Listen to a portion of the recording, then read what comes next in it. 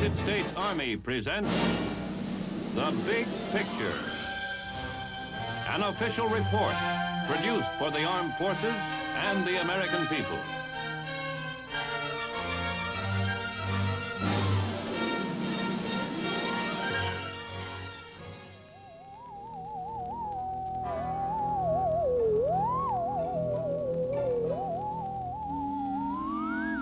Fantasy?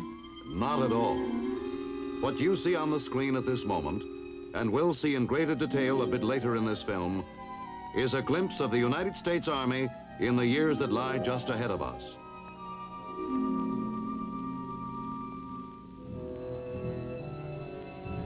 This is a report on the Army's effort to prepare for the challenges of that future.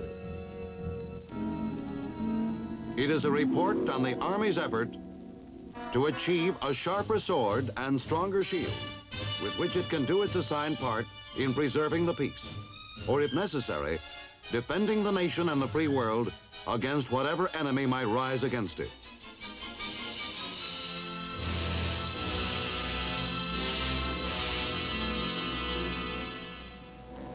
This is the Soviet Army on parade, showing off its manpower and its weapons.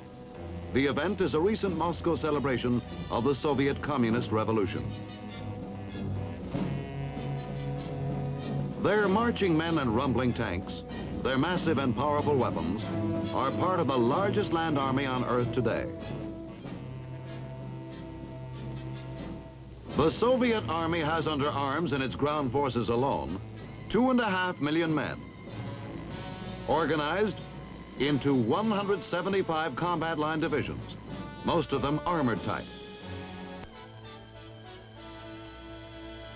To see the strength of the Soviet Army within the perspective of the entire communist world, we must take cognizance of the large standing armies of the USSR's European satellites. Red China, North Korea,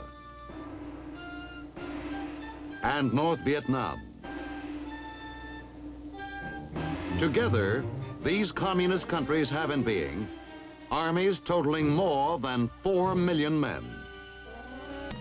With this strength behind it, what kind of warfare is the Soviet Union preparing for?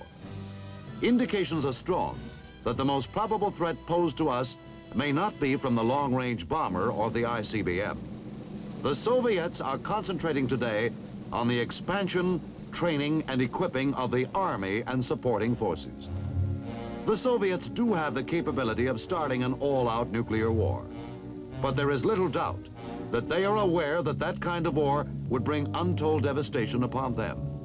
On the contrary, however, they know that they can unleash, and with every hope from their point of view of winning, a major land war of any dimension, short of total thermonuclear holocaust.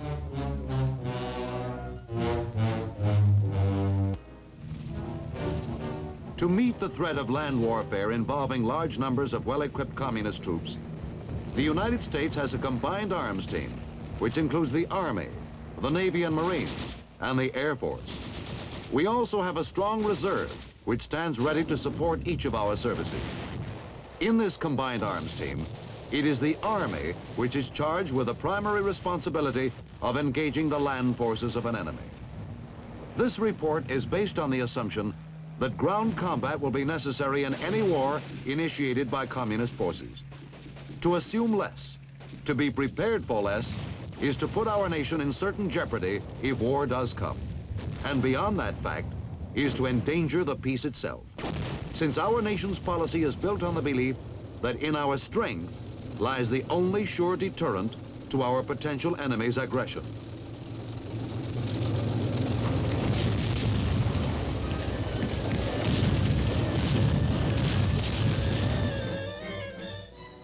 How then could and would our army counter the threat posed by the Soviet Army if that threat became reality? Not by numbers. Our army is a force of less than 900,000 compared with the Soviets' 2.5 million. But we do not stand alone, of course. Our divisions are the spearhead, so to speak, of a force which includes the 200 divisions of our allies, whom we help train and sustain with aid, and for whom our army must serve as an example. our NATO allies add more than 2 million men to the forces of the free world. We are equipping them with as many modern weapons as possible. Our Southeast Asian allies have nearly 400,000 men, and our other Asian allies contribute more than 1 million. This is not to suggest an equalization of strength, for altogether, the forces of the free world are about 3 million less than the communist bloc. But it is not the policy of this nation to attempt to match the Soviets man for man. How then does our army propose to match their greater, well-equipped numbers? First of all, it must be able to respond immediately at the nation's will to any kind of trouble anywhere in the world which threatens our national interest or threatens to erupt into large-scale war. Our army must be flexible enough to provide whatever forces are needed in conjunction with its sister services to handle any emergency wherever it occurs. To handle it by stamping it out or localizing it before it engulfs the world in the holocaust of war. But the ability to respond quickly is not in itself enough. The Army must not only be able to arrive quickly on the scene of danger, it must arrive with enough power to accomplish its mission, with, if you will, a sharper sword. And as it gains supremacy with its sharper sword, it must at the same time have a stronger shield with which it can ward off whatever is thrown against it and hold the supremacy it has won. What constitutes a sharper sword and stronger shield? The answer to that is the substance of this report. Qualitative strength, modern weapons, tailored to the conditions of war today and tomorrow, and the equipment which makes them effective.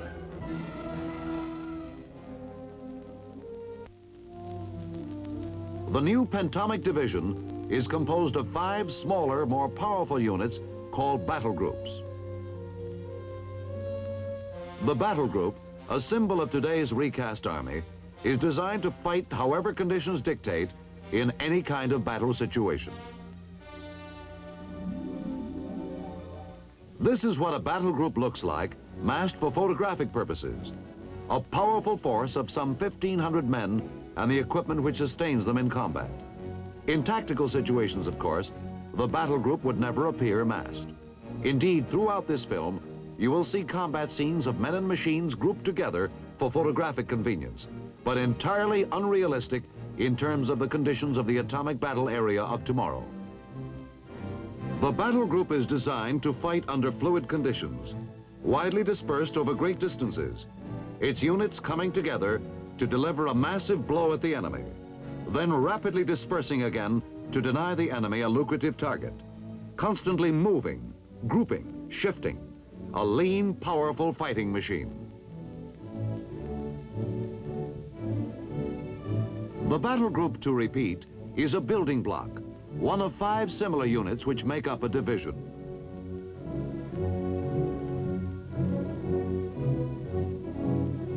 Depending on the type of division the battle group is part of, infantry, airborne, or armored, it is able to call on powerful weapons and equipment in support.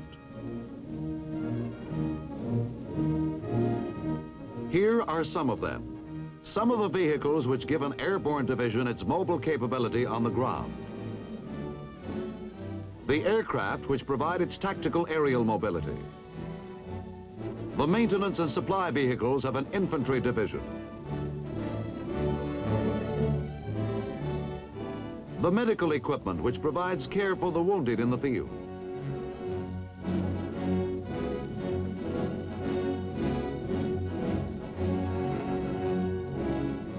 The steel and power of an armored division's infantry battalion.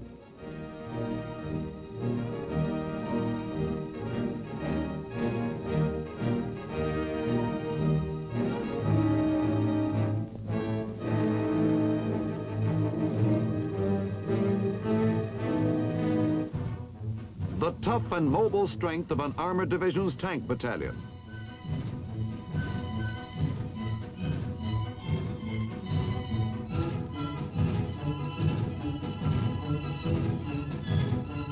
The communications vans and equipment which preserve the division's chain of command in combat.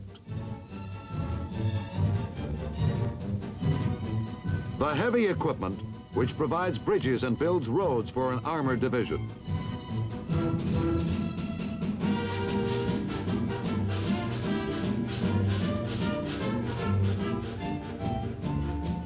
The massive wheeled vehicles of the Armored Division's Quartermaster Battalion, which carry the astronomical amounts of gasoline and other supplies necessary to keep an armored division in combat.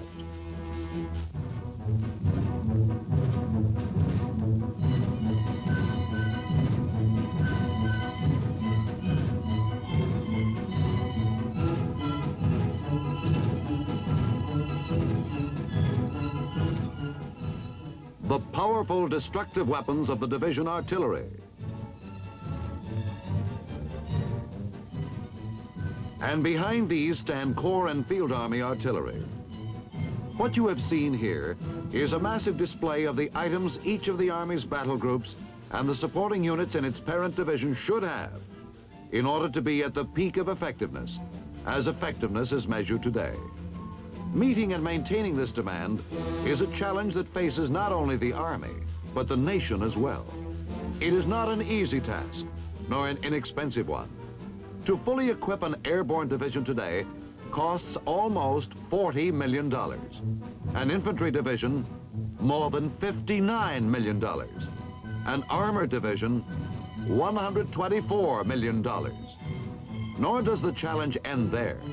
Equipping for top effectiveness is not a one-time operation. Technology's advance is constantly at work, improving certain items, making others obsolete. And the Army must keep abreast of this advance, adapting and changing as conditions dictate. For yesterday's finest weapons become today's second best, and tomorrow are inadequate. And inadequate weapons do not win battles, nor indeed in war is there a prize for second best.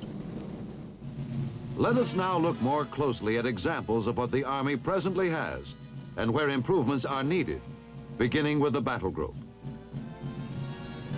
The battle group is the largest maneuver element in the Pentomic Division, with the ability to disperse into smaller units over an area of considerable distance. We will consider first the firepower in a battle group. The soldier's best friend in combat is his rifle. The M1 and the carbine, with which Army troops are armed at the present time, are good serviceable weapons which have performed well in the past. But exhaustive testing by the Army has brought about a new weapon better suited to the battle area of tomorrow. Lighter and more powerful, it is intended to displace 3 current types of shoulder-fired weapons, and the Army is working earnestly to get it into the hands of its soldiers.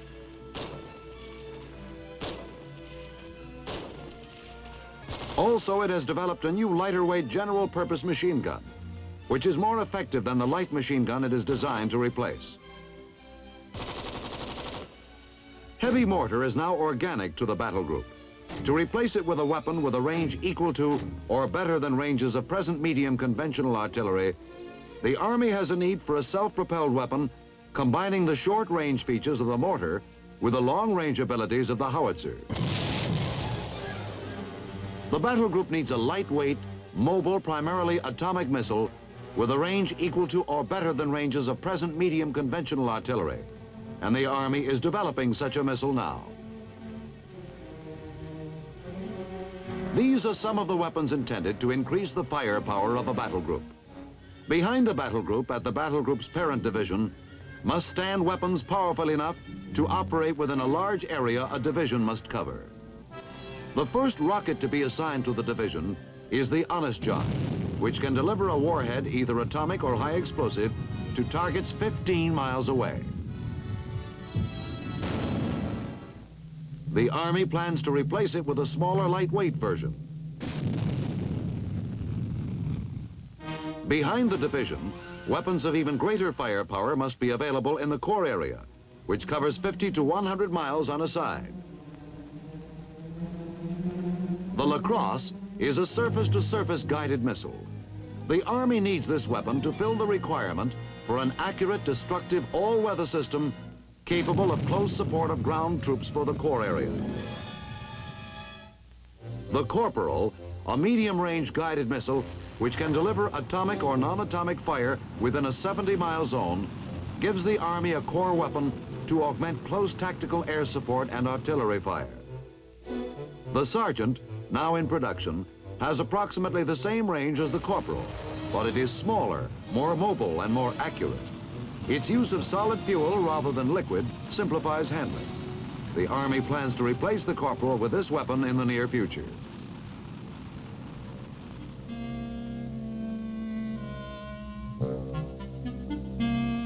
Behind Corps, the Field Army covers an area 100 to 500 miles on a side. The Redstone, with a range of approximately 200 miles, provides the Field Army with a weapon to augment or supplant tactical air support and artillery fire. The Army will need to have Redstones available for some time yet, until it is able to replace all Redstones in the field with a smaller and more mobile Pershing, which will have a range well in excess of that of the Redstone and will use solid fuel rather than liquid. The Army's firepower also includes a devastating and flexible family of air defense weapons with which the Army can fill its very important mission of helping provide for the defense of American cities against air attack. Beginning with Nike Ajax, the Army developed the first operational surface-to-air missile system for defense of the continental United States and our forces overseas. The Ajax is now being replaced with the more versatile Nike Hercules, which can carry either a high explosive or atomic warhead, and which has successfully engaged targets at ranges in excess of 75 miles and at an altitude of 100,000 feet. The Army's plans call for eventual replacement of this weapon with even more powerful versions. Hawk, which can carry many types of warheads, can provide protection against low-flying aircraft. The Army plans to develop a system with both greater range and higher altitude capability in the near future. An important part of the Army's air defense is the intricate electronic system known as Missile Master, which can control and coordinate the fires of all Army anti-aircraft weapons. As was stated earlier, hand in hand with the Army's increased firepower is the matter of successfully locating targets for weapons to hit. With weapons which can fire up to 200 miles, the reconnaissance techniques of World War II are ineffective. Even the observation of artillery targets from aircraft, which was the beginning of improved reconnaissance techniques, now must keep pace. The Army needs observation aircraft, which can move speedily through the skies, equipped with target detection devices, which can pick up targets deep in enemy territory, such as this concentration of enemy missiles suggests. Such equipment, with an all-weather day or night capability, must be able to relay information to fire control units rapidly, so targets can be destroyed in a matter of minutes.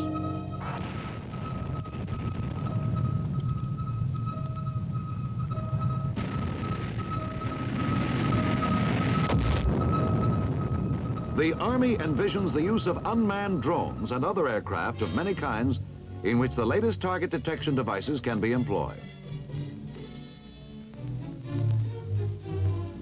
The Army will continue in the foreseeable future to need tanks because of their particular ability to live and operate on any kind of battlefield, including atomic. The Army is short of its requirements in modern medium tanks today, and it needs to acquire these at the same time it is developing better tanks. It is making progress toward meeting this need.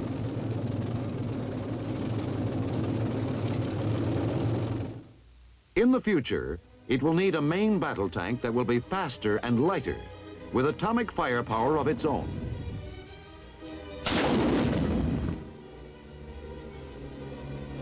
Armored personnel carriers are better today than those used in World War II, and the Army is making progress in acquiring personnel carriers that can do everything the current one does, but do it faster, and at the same time be light enough to be carried by air into the battle area.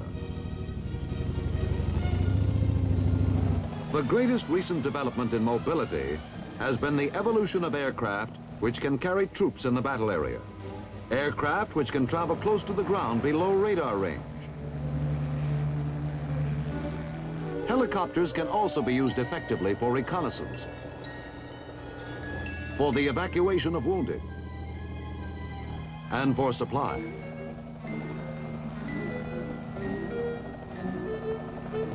The dramatic development of the helicopter as a weapon of war is continuing at a rapid pace, and there are now in various stages of research or production several models with very important applications for the Army.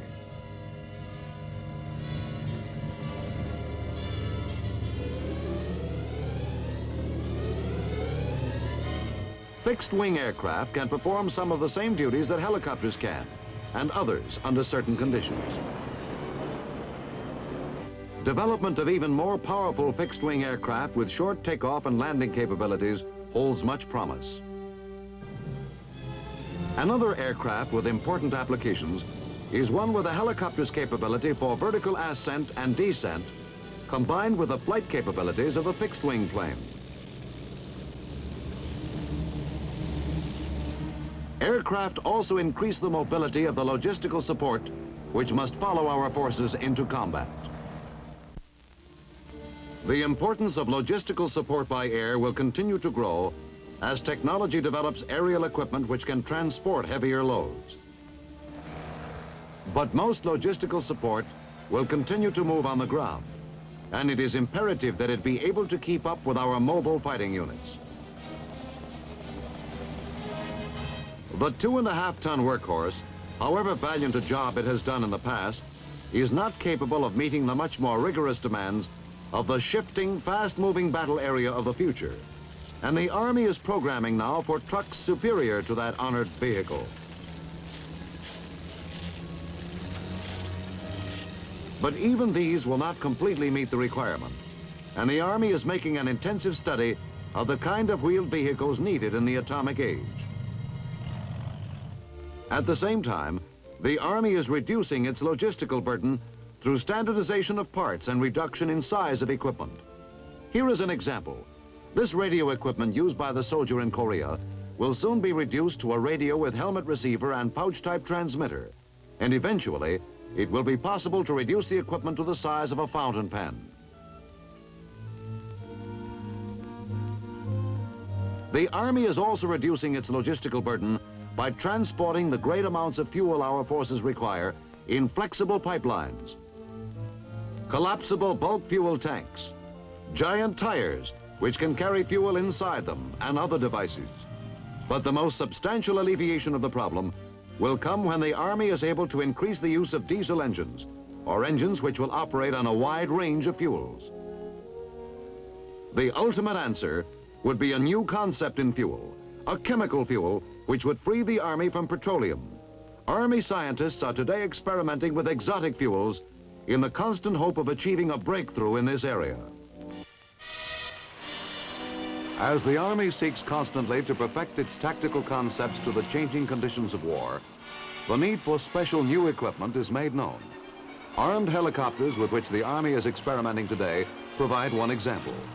Used as reconnaissance vehicles, these machines can lead the way for a task force.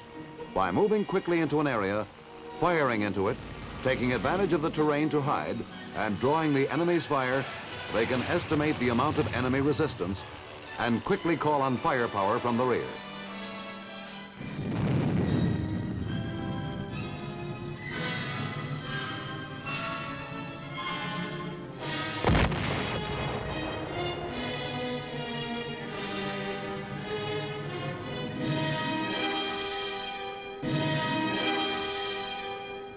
On the future battlefield, of course, firing helicopters are not going to be found, for the helicopter was never designed to carry armament.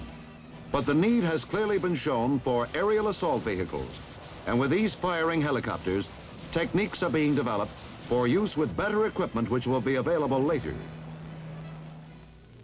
Aerial assault vehicles of the future are not in the realm of fantasy.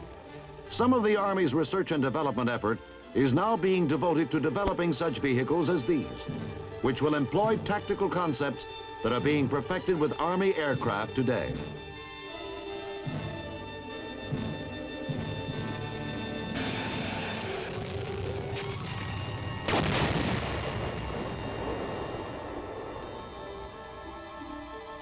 Behind the aerial assault vehicles come ships carrying troops. and equipment. Once again, the air vehicles which will accomplish these functions in the future will be considerably different from those doing the job today. More efficient and reliable, less vulnerable to enemy fire. But it is the helicopter which has demonstrated not only the feasibility, but the effectiveness of this kind of operation. What you have seen in this report is a representative sampling of some of the weapons and equipment which will provide the Army with the firepower, mobility, communications and surveillance ability, and logistical support, which will enable it to accomplish its mission with maximum effectiveness. Today, our Army does not possess all the material which is needed for the support of its forces as a deterrent or as a counter to Soviet aggression. Taking into account both quality and quantity, the Army has about half its highest priority requirement. The Army is making a dedicated effort to meet these needs. It is an effort of vital national significance. In the troubled and tense world in which we live, the flames of war lie smoldering in all the danger areas where passions and aspirations and antagonisms struggle for expression. And our potential enemy has shown his desire to fan these flames to his own purpose. In the face of this threat, the role of the United States Army in the coming years is first of all to provide as part of a tri-service team a maximum contribution to the deterrence of war. Such power comes only through preparedness. To deter war, the Army must be ready to fight any kind of war with whatever weapons the situation demands. To win war, if war cannot be deterred, the Army must be equipped for victory.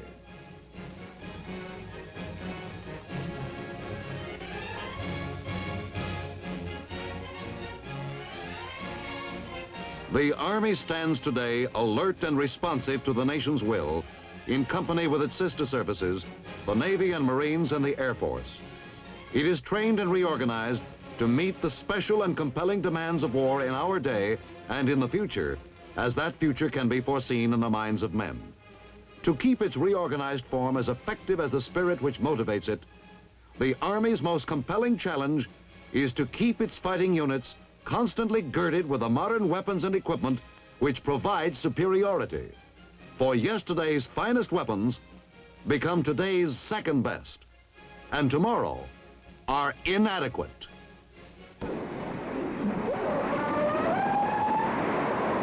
This is the demanding truth which brings into clear and urgent focus the Army's never-ceasing effort today to forge a sharper sword and stronger shield.